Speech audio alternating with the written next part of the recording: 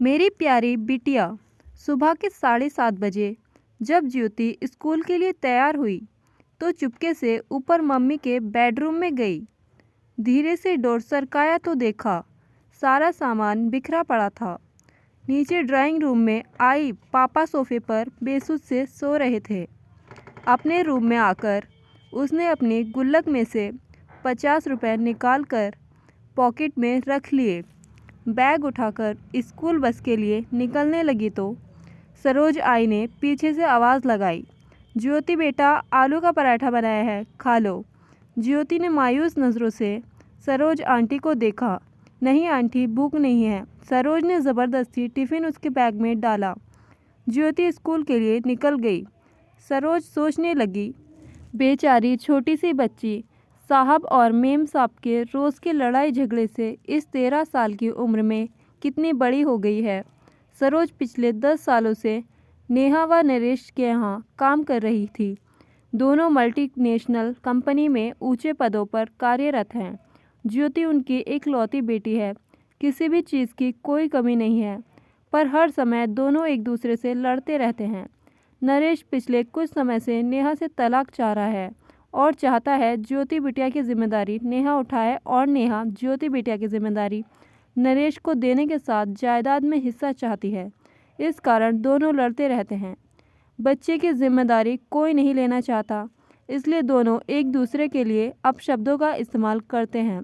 बेचारी ज्योति स्कूल से घर आकर अपने कमरे में दुबक जाती, केवल सरोज आंटी से ही बात करती है।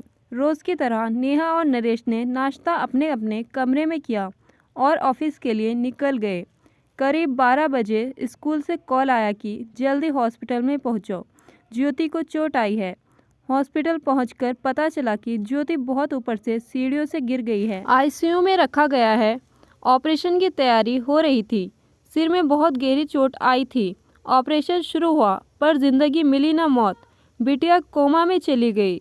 नेहा और नरेश स्तब्ध रह गए। उन्हें ऐसा झटका लगा था कि अपनी सुध बुध ही खो बैठे थे। ज्योति की दादी भी आ गई थी। बेटा बहू को देखकर नफरत से मुंह फेर लिया।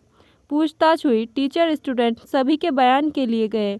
यही पता चला कि बैलेंस बिगड़ने से नीचे गिर गई। 15-20 दिनों कोई बदलाव न आने के बाद अपने साथ रह रही अपनी माँ को नरेश ने रोकना चाहा, पर उन्होंने आंखों में आंसू भरकर कहा, तुम दोनों खूनी हो। तुम्हारी जिद मेरी पोती को खा गई। मैं उसे अपने साथ ले जाना चाहती थी, पर तुम दोनों ने उसे अपने अहम का मोहरा बनाकर उसकी ये हालत कर दी। ये कहकर माँ वापस अपने शहर चली गई। सरोज तब से सदमे में थी। फिर उसने जैसे तैसे होश संभाला। नरेश और नेहा से कहा, मेम साहब मैं अब यहाँ नहीं रह पाऊंगी। इस घर की दीवारें मेरी ज्योति की सिसकियों से भरी है। उसे मैंने कभी अपनी गोद में तो कभी छिपकर रोते हुए देखा है।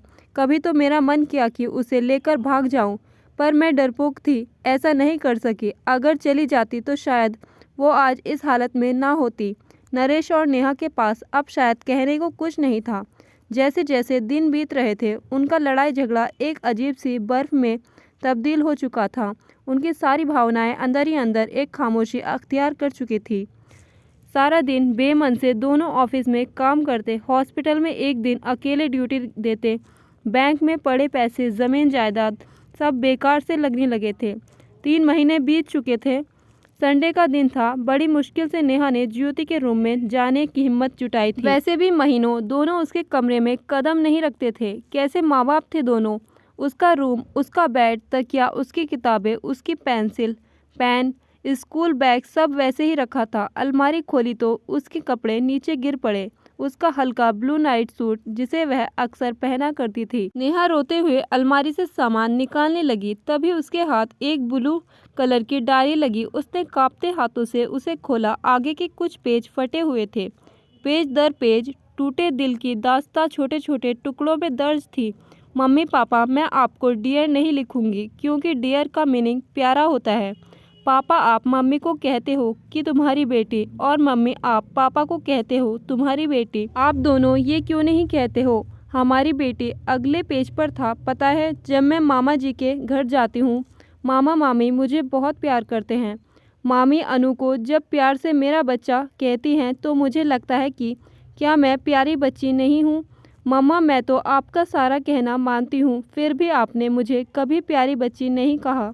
अगले पेज पर था, मम्मी जब मैं बुआ के घर जाती हूँ तो बुआ मुझे बहुत प्यार करती हैं, पर खाना नक्श की पसंद का बनाती है। मम्मा मुझे भी राजमा बहुत पसंद है। मैंने कहा था कि आप बनाओ, पर आपने कहा मुझे मत तंग किया करो, जो खाना है सरोज आंटी को बोला करो। पता है मम्मा, मैंने राजमा खाना छोड़ दिया है, अब मन नहीं करता। अगले पेज पर था, पापा मैं आपके साथ आइसक्रीम खाने जाना चाहती हूँ, पर आपने कहा आपके पास फालतू चीज़ों के लिए टाइम नहीं है। पापा जब चीनू मासी और मौसा जी मुझे और विपुल को आइसक्रीम खाने ले जा सकते हैं, तो फिर वो क्यों नहीं कहते कि ये सब फालतू चीज़ें हैं। पता है मम्मी, मैं अपने घर से दूर जाना चाहती हूँ, जहाँ मुझे ये ना सुनाई दे कि ज्योति को मैं नहीं रखूँगी, जहाँ पापा के चिल्लाने की आवाज़ सुनाई ना दे। पापा अगर मैं बड़ी होती तो मैं आप दोनों को कभी परेशान नहीं करती, मैं खुद ही चली जाती। मैं तो आप दोनों से बहुत प्यार करती हूँ। पापा मम्मी आप दोनों मुझे प्यार क्यों नहीं करते। एक पेज पर था, I love you Saroj aunty, मुझे प्यार करने के लिए। जब मुझे डर लगता है तो आपने पास सुलाने के लिए, मेरी हर बात सुनने के लिए। और अंतिम पेज पर था, दादी लव यू, आप मुझे यहाँ से ले जाओ, आई प्रॉमिस कभी तंग नहीं करूँगी। नेहा डायरी को सीने से लगाकर ज़ोर ज़ोर से रो पड़ी। नरेश भी उसके रोने की आवाज़ सुनकर आ गया था। नेहा ने डायरी उसे पकड़ा दी। पेज दर पेज पलटते हुए उसके चेहरे के भाव बदलते जा रहे थे। वह खुद को संभाल नहीं पाया, ज़मीन पर बैठ गया। नेहा रोते हुए बोली, नरेश पता है वो एक्सीडेंट नहीं आत्महत्या थी, सुसाइड था। जिस रिश्ते को हम बोझ समझते थे, हमारी ज्योति ने उससे हमें आज़ाद कर दिया। नरेश हम दोनों ही अपनी बच्ची के इस हालत का कसूरवार है। नरेश भी नेहा को गले लगाकर फूट फूट कर रोने लगा। अचानक ही उसी समय नरेश का फ़ोन बजा और नेहा के मोबाइल पर एसएमएस की ट्यून मैसेज आवाज़ आई। दोनों ने अपने मोबाइल को संभालते हुए दूरी बनाए और फ़ोन उठाए। हॉस्पिटल से ही फ़ोन था। जब तक नेहा नरेश की बातचीत सुनती, उसके अपने फ़ोन में भी एसएमएस खुल चुका था। पढ़ते ही नेहा के मुंह पे से अचानक निकला, मेरी प्यारी बिटिया को होश आ गया। यही शब्द नरेश के मुंह से भी निकले थे। एक साथ दोनों के स्वर, चेहरे पर खुशी उस कमरे में गूंज उठी थी। ये कहानी हर उस घर की है जहां माँ बाप बच्चों के सामने लड़ते हैं या घर टूटकर बिखरते हैं, और उसका सबसे बड़ा खामियाजा बच्चे भरते हैं। अगर आप अच्छी परवरिश नहीं दे सकते तो आपको बच्चे को जन्म देने का कोई अधिकार नहीं है। अच्छी परवरिश रुपये पैसे सुख सुविधाओं से नहीं होती। इसका मतलब यह है कि आप बच्चे की ज़रूरत के समय उसके कितने करीब हैं। उसे महंगे खिलौने या सुख सुविधाएं नहीं, बल्कि आपके साथ खेलने कूदने, मस्ती लाड प्यार का समय चाहिए। दोस्तों कहानी आपको कैसी लगी कमेंट बॉक्स में ज़रूर बताएं। वीडियो को लाइक करें, शेयर करें और चैनल को सब्सक्राइब करना ना भूलें। Thank you.